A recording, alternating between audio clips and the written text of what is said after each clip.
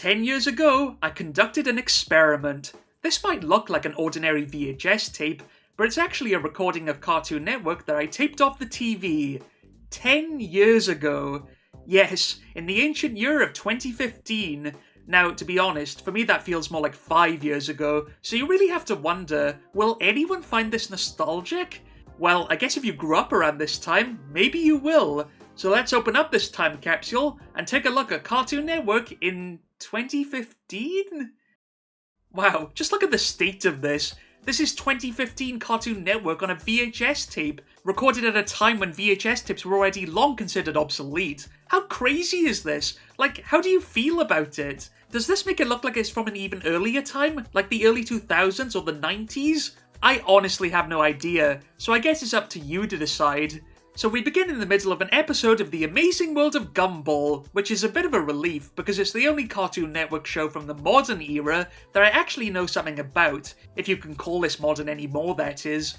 It's all about a blue cat called Gumball and his orange goldfish brother Darwin, who have all kinds of crazy adventures in a town populated by just about every form of animation known to existence. It's a great blend of everything, more or less. Even the sun's alive. Like, what kind of place is this? Now, I just happened to catch this show while I was channel flipping one night, and I actually think it's pretty funny. It's just wacky and out of control. The first episode involves Gumball and Darwin making friends with this odd little robot. Did you hear? I laughed. I have feelings. I am a real boy. Thanks. But when he steals Gumball's identity, he starts to take over his entire life. When I said you could copy me, I didn't mean steal my life! But that's the logical conclusion of this course of action. Observe, assimilate. Replace. Gumball tries to stop the robot, but it goes rogue and starts blasting everyone with giant lasers. And is Gumball's dad on a Game Boy? We're transcending so many generations with this tape. Eventually Gumball manages to reset the robot, but then it takes on Darwin's identity, and the whole thing starts all over again. What are you waiting for? Oh, okay. What are you waiting for? So many cartoons end like that, but since they always move on to the next wacky adventure, we have no idea how this gets resolved. Like, that could have been a whole month of their lives trying to shut off this thing. The next episode sees Gumball and Darwin getting lost in the woods on a school trip, leaving them stranded without any hope of rescue. I am a survivor, and I will get us to the picnic! Now, like the resourceful characters they are, they try to survive life in the wilderness by failing miserably at setting a fire and staring directly into the sun. There are no words to express the pain that I feel right now. I'm sure we do just the same. By the end, they basically lost their minds, so I guess the moral of the story is never to get tangled up with nature. Did she say avoid or go through the force of doom? The last episode has Gumball trying to find a date for a party. He wants to go out with this girl he likes called Penny, who's a mutant peanut thing. Yeah. But when he accidentally calls the wrong number, he has to go out with a giant dinosaur. Hi, Penny. Yeah. Hi, Gumball. I didn't realize you liked lizard breath. Yeah, that's pretty normal for this show.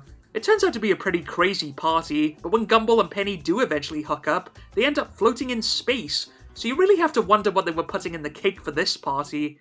Maybe you could be the sandwich in my peanut jelly butter. You know what I mean. Yeah.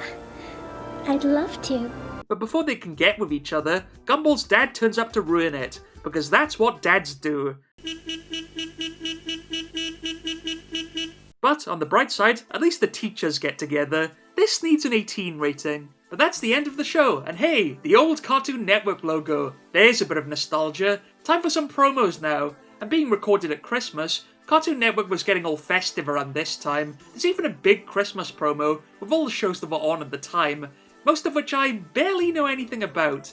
That might be a recurring theme here. It's a Cartoon Network Christmas, so tune in every day. Hey! With We Bear Bears and Finn and Jake and Gumball on a sleigh. All your favourite shows over the Christmas holidays, starting this Monday from 8 on Cartoon Network. And the look of the channel at the time isn't exactly filling me with nostalgia either. It always felt a bit bland to me, with a lot of white space and basic images of the characters, especially when you compare it to the items of the past. Like, look how colourful it all used to be, but it just ended up becoming kind of generic, and don't even get me started on that narrator.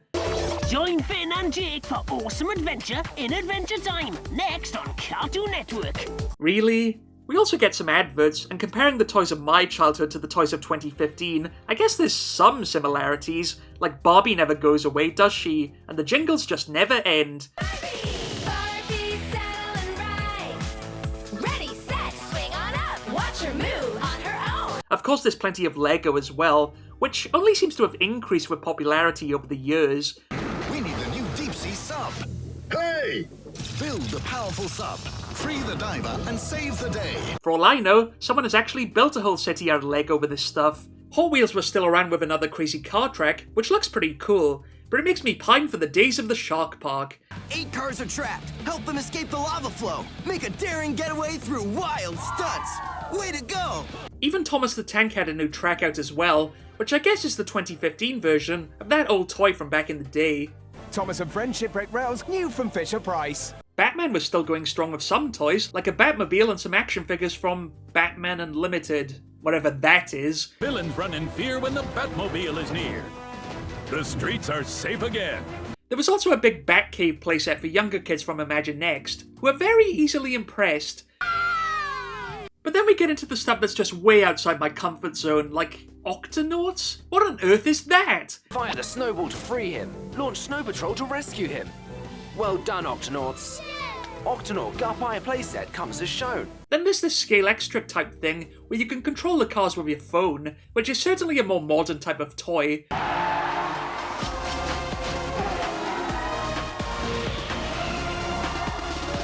Somehow I doubt they blasted lasers though. Anki Overdrive. There's also a board game called Bounce Off, with all these edgy teenagers playing it, which even for 2015, I think is pretty unrealistic. Even 10 years ago, they'd all just be on their phones back then, so this entire ad is just an inaccurate version of the past.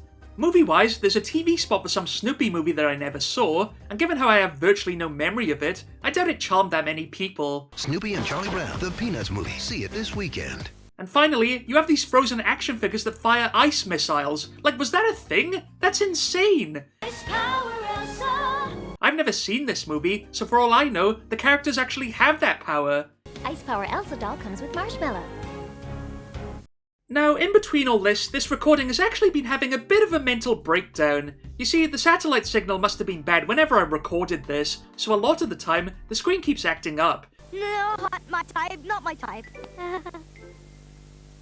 See, that was the problem with having satellite TV like Sky back then. If it was raining, then you were dead out of luck. You just had to sit there until it felt like working again. Still, at least we get to see the menu from back then, and it looks like this recording was taken late at night, and Cartoons was on. Back in the day, this was a late night recording block, where they just show all the classic shows back to back for a couple of hours, and for insomniacs like me, I used to love this. It was basically the Celebrations tin of Cartoon Network. You never knew what you were going to get, but by this point in time, it had all pretty much degraded to showing the same episodes of Gumball over and over again late into the night, so why they even bothered still using that name, I honestly have no idea. It's a crying shame.